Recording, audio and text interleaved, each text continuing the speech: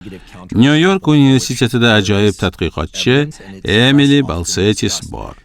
U shuni ta'kidlaydiki, maqsad qo'yish va odat shakllantirish jarayonida qo'rquvni rejalashtirish eng samarali vositalardan biri bo'lishi mumkin. Bunda sen o'z oldinga maqsad qo'yib, unga erishmasang, sodir bo'lishi mumkin bo'lgan barcha dahshatli narsalarni taxminan 5 daqiqa davomida tasavvur qilasan. Bu mashg'ulot hech kimga yoqmaydi, lekin tadqiqotlarga ko'ra bu juda ham samarali. Rostdanmi? Juda ham samarali va ish beradigan usullardan biri ekan. Bilaman, bu haqiqat biroz g'azablantirishi mumkin, lekin bu inson miyasini qanday tuzilgani va qay tarzda o'zgarishini moyilligiga bog'liq. Shunday bo'lsa-da, maqsadlarni ko'z oldiga keltirish mumkin. Maqsadlarni batafsil tasavvur qilish, ularni yozib chiqish, ba'zi holatlarda ular haqida gapirish ham foydali bo'lishi mumkin. Lekin bu har doim ham eng yaxshi g'oya emas. Chunki inson tasavvur qila olmaydigan narsani anglay olmaydi. Lekin muammo shundaki, ko'pchilik maqsadlarni vizualizatsiya qilish muhimligini eshitganda, biz oxirgi natijani aniq bilmasligimiz mumkinligini unutamiz. Maqsadlarga bosqichma-bosqich erishish zarur. Bu borada Aris Krubin qiziqarli yondashuvga ega. U ilmiy olim bo'lmasa ham, ijodiy jarayonlar haqidagi ishlari ko'pchilikning e'tiborini tortgan.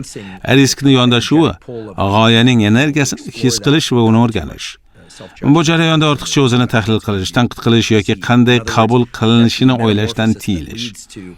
Boshqacha aytganda, yuksak ijodiy natijalarga musiqadan tortib, ilmiy kashfiyotlar, podkastlar, moliyaviy kompaniyalarga qadar erishish bosqichma-bosqich takomillashadigan jarayon. Demak, biz har doim yakuniy natijani yoki mahsulotni tasavvur qila olmaymiz. Shuning uchun ham men universitetni boshqa maqsadlarga nisbatan osonroq deb aytgan edim. Chunki universitetda maqsad aniq. Bu diplom olish. Sen diplomni qo'lingga olasan, jarayon yakunlanadi. Boshqa sohalarda esa natija ko'proq sirli va noaniq bo'ladi. Vizualizatsiya albatta juda kuchli usul bo'lishi mumkin, lekin undan ham samaraliroq yondashuv miyani va tanani o'sha ish uchun eng mos holatga keltirishni o'rganishdir. Masalan, men yozish bilan shug'ullanganimda, agar o'ta kuchli motivatsiyaga ega bo'lmasam, yozishga o'tishdan oldin 2-3 daqiqa ko'zimni yumaman va nafas olishimga diqqatimni qarataman. Bu ma'lum darajada meditatsiya, lekin o'zimga shunday deyman. Agar men bor yo'g'i 2-3 daqiqa nafas olishga diqqat qarata olmasam, qanday qilib 2-3 soat davomida yoza olaman? Yana bir muhim jihat. Maqsadlaringni boshqalarga aytish ba'zan foydali bo'lishi mumkin, agar u biroz qo'rquv hissini uyg'otsa va mas'uliyatni oshirsa. Lekin bizni qo'llab-quvvatlaydigan odamlar tufayli bu yerda bir xavf bor. Bir kardiolog do'stim shunday degan edi. Boshqalarga podkast boshlash yoki kitob yozish niyatingni aytishingga ehtiyot bo'l. Chunki ko'pincha odamlar bu ajoyib fikr, albatta kitob yozishing kerak yoki podkast boshlashing kerak deb aytishadi. Shu tarzda maqsading haqida gapirish orqali mukofot hissini qabul qilasan, lekin natijada u amalga oshmay qoladi. Aksincha, qachonki odamlarga sen buni qila olmaysan, muvaffaqiyatga erisha olmaysan deyilganida, ular bunga qarshi chiqib o'zlarini isbotlashgan. Endi men bu mavzuda risk bilan vaqti bilan bahslashaman. Menga hali ham aniq emas. O'zini isbotlashga intilish energiyasi natijaga zarar yetkazadimi yoki yo'qmi? Ich-ichimda esa shuni his qilaman. Mana senga degan ruhda harakat qilishdan ko'ra, shunchaki o'z ishingni chin dildan yoqtirib bajarish yaxshiroq. Men bolaligimda akvariumlar va baliqlarga bo'lgan munosabatimni o'ylasam, bu shunchaki sof zavq edi. Aynan shu so'z yodimga tushadi, zavq. Men bu haqda ko'proq bilishni xohlayman. Buni qilishni va odamlar bilan bo'lishni istayman. Bu mehnat, taraqqiyot va natijani go'zal romantik tasvirdir. Ammo haqiqatda ehtimol har ikkisi ham kerak. Sen qo'rquv va raqobat hissini ham his qilishing kerak. Shu bilan birga o'z hunaringdan zavqlanishing ham muhim. Masalan, Peter Thielning kitobida raqobat ko'pincha ijodkorlikka zid ekanligi ta'kidlanadi. Chunki raqobat jarayonida o'z ishini boshqalardan ustun qilish uchun o'zgartirishingga to'g'ri keladi. Natijada o'z g'oyangni biror narsani yengish maqsadida shakllantirasan.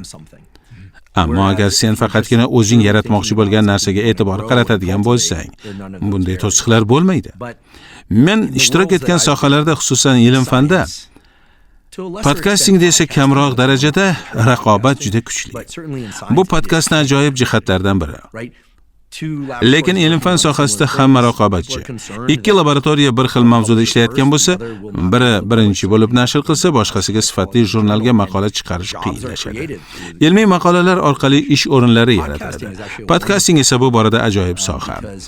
Masalan, ikkimiz bir xil mehmonni podkastimizga chaqirsak, bu faqat algoritmda yuqori ko'tarilishimizga olib keladi. Podkastlar sohasida hamjihatlik va do'stona muhit ko'p, lekin ilm-fan juda shafqatsiz darajada raqobatchi. Bu ijodkorlikka zid degani emas, lekin agar ilmiy tadqiqotlar uchun cheksiz mablag' ajratilsa va olimlar grantlar yoki nashrlar uchun raqobat qilishga majbur bo'lmasa, insoniyat ancha ilgarilagan bo'lardi. Raqobat natijalarni oshirishga yordam beradi. Ammo sof muhabbat va ijodiy zavq bu eng to'g'ri yo'l. Shunga qaramay, ko'pgina sohalarda har ikkisiga ham ehtiyoj bor. Darsda yonimda kimdir o'tirsa va men o'ylasam, bu mavzuni yaxshi ko'raman va eng yuqori ball olishni xohlayman. Bu o'yiga juda zo'r va biz birga o'rganamiz. Shu tarzda o'qish va o'z ustimizda ishlash bizni yanada kuchli qiladi. Lekin imtihon vaqti kelganda men butun kuchimni ishga solaman. Raqobatning ozgina bo'lishi eng yaxshi jihatlarimizni ochib berishi mumkin deb o'ylayman, ayniqsa sportda. Lekin ijodiy ishlarda, ya'ni faqat o'zimizga xos hissamizni qo'shadigan jarayonda buni biznesda qanday bo'lishini siz yaxshiroq tushuntirib bera olasiz. Raqobat ko'proq energiya berishi mumkin, lekin ijodkorlikni raqobat afsuski oshirmaydi. Faqatgina xalal berishi mumkin. Men shunday deb o'ylayman.